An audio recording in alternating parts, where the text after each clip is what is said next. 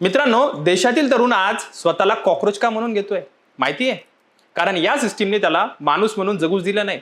नोकरी नाही, भरती नाही, परीक्षा वेळेवर नाहीत, पेपर फुटी थांबत नाही, रेल्वे प्रकल्प वर्षानुवर्ष अडकलेले आहेत आणि वरून रोज मोठी मोठी भाषणं. भारत विश्वगुरु होतोय.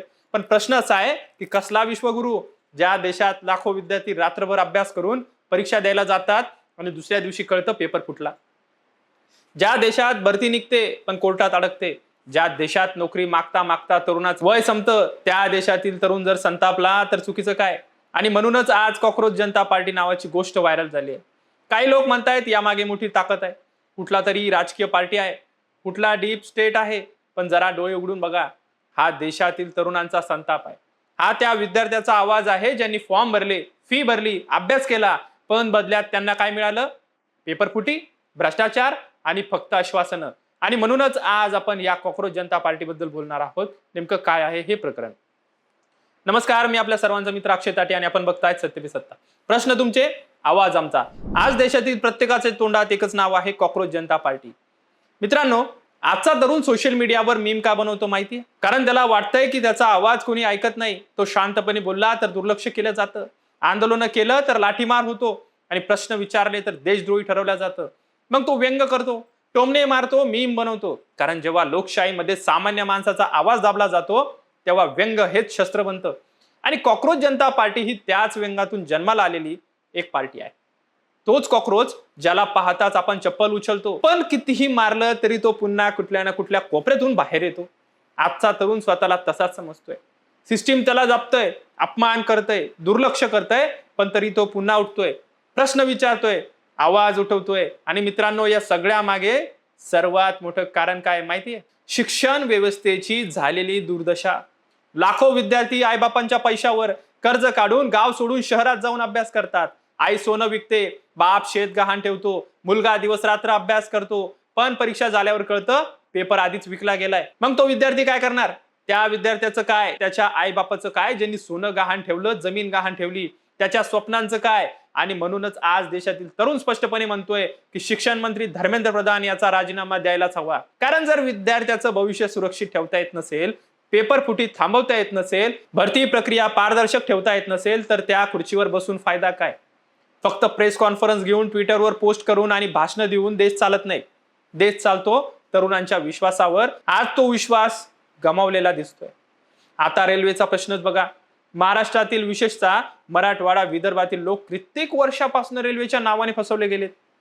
पुणे नाशिक रेल्वे नाही, बीड धाराशिव रेल्वे नाही, जालना जळगाव रेल्वे नाही, छत्रपती संभाजीनगर नांदेड प्रश्न खूप गंभीर आहे. विदर्भातील प्रकल्प बघा, फक्त घोषणा, बैठका आणि फायली. निवडणुका आल्या की घोषणा करायच्या, फोटो काढायचे, भूमिपूजन करायचं, नंतर सगळं शांत. पण सामान्य माणूस अजूनही धुळीत बसून प्रवास करतोय. आजही अनेक गाड्यांमध्ये वेटिंग संपत नाहीये. लोक दारात लटकून प्रवास करतायत, अपघात वाढतायत, पण सोशल मीडियावर फक्त चमकदार व्हिडिओ आणि जाहिराती करण्यात हे नेते व्यस्त आहेत. मग जनता प्रश्न विचारणार नाही का? आणि म्हणूनच आज लोक रेल्वे मंत्री अश्विनी वैष्णव सारख्यांचा राजीनामा मागणी करतायत. कारण मंत्रीपद म्हणजे फक्त उद्घाटनाचे फोटो नाहीत, जबाबदारी असते. जर सामान्य माणसाच्या रेल्वे प्रश्नाकडे दुर्लक्ष होत असेल तर मग त्या खुर्चीवर बसून उपयोग काय तुमचा? या कॉकरोच जनता पार्टीचा संस्थापक असलेला अभिजित दिपके हा मूळचा आपला मराठमोळा महाराष्ट्रातील छत्रपती संभाजीनगर येथील रहिवासी असलेला 30 वर्षीय तरुण आहे, ज्याने आपल्या पदवीपर्यंतचं शिक्षण पुण्यातील नामांकित संस्थेतून पूर्ण केलं, पत्रकारिता क्षेत्रात पूर्ण केलं. त्यानंतर उच्च शिक्षणासाठी तो अमेरिकेला गेला, जिथे त्याने बॉस्टन युनिव्हर्सिटीज मधून पब्लिक रिलेशन्स या विषयामध्ये आपली पदव्युत्तर पदवी पूर्ण केली आहे. डिजिटल मीडिया आणि राजकीय संवादातील रणनीतिकार म्हणून अभिजितची ओळख आहे. यापूर्वी 2020 ते 22 या कालावधीत त्याने आम आदमी पार्टीच्या सोशल मीडिया टीमसाठी स्वयंसेवक म्हणून काम केलं होतं. विशेषतः 2020 मधील दिल्ली विधानसभा निवडणुकीच्या प्रचारादरम्यान आपच्या सोशल मीडियावरील तुफान व्हायरल झालेल्या मीम्स आणि डिजिटल रणनीती मागे सुद्धा अभिजित दिपके हाच मुख्य चेहरा होता. या अनोख्या पक्षाची स्थापना 16 मे 2026 रोजी करण्यात आली. त्याआधीच 25 मे रोजी सुप्रीम कोर्टातील एका सुनावणी दरम्यान सरन्यायाधीशांनी बेरोजगार तरुणांचा उल्लेख कथितरित्या झुरळ आणि परजीवी असा केल्याचे वृत्त समोर आल्याने समाज माध्यमांवर प्रचंड संताप व्यक्त होत होता. जरी नंतर कोर्टाकडून स्पष्टीकरण देण्यात आले की ते वक्तव्य बनावट पदव्या वापरण्यासाठी होते, तरीही तरुणांमधील नाराजी काही कमी झालेली नाही.